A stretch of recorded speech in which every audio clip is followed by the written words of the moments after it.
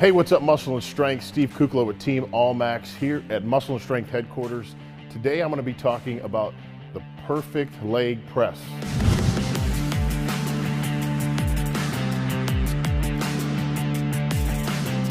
All right, first thing I want to discuss is where to put the back pad.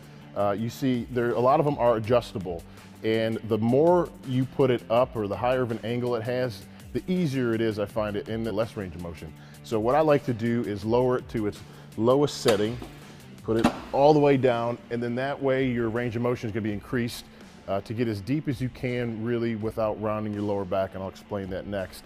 The next thing I want to talk about is foot placement on the pad. Typically I use 3 different variations. One's going to be a narrow foot placement, which is a little bit more quad dominant. One is a mid or about shoulder width foot placement, and that is kind of overall development between your glutes, hams, and quads that get worked. Next is a wider foot placement, and I'm going to show you all 3 and really the targeting areas. I'm going to start with a mid stance, is the most common, and usually you want to have your feet a little bit higher on the platform, not super low. It takes the strain off your knees. You want to brace yourself with the handles down here. You see a lot of people sometimes hold their knees, and you're just taking away from the load if you're pressing with your knees. So grab the handles or a comfortable spot where you can hold yourself down. And another thing that I see a lot of people make a common mistake is tucking their chin down when they're doing these. So you want to get your head kind of in a neutral position, or even back a little bit if you could touch the pad. So you brace yourself there. You want to come down controlled into a good depth right before your lower back starts coming off the pad. You'll feel if I go any lower, my lower back's gonna kind of roll, and then that's putting a lot of pressure there, and that's not good. So you want to go down to right a good depth so you start feeling your back wanting to start roll, and then you want to press up. Down here and press up.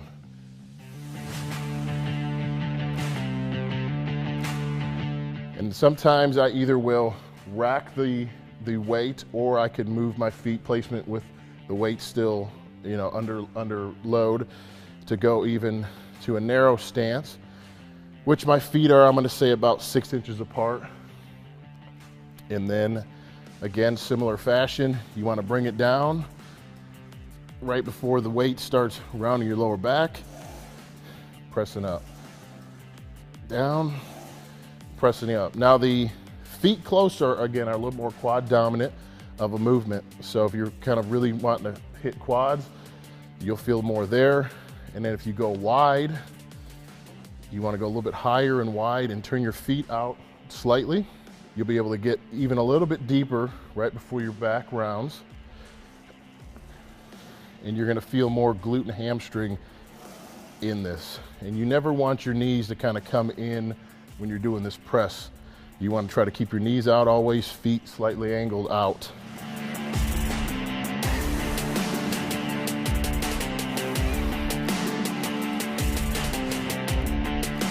Hey, thanks for watching, guys, and make sure you subscribe below. And don't forget, turn on those post notifications.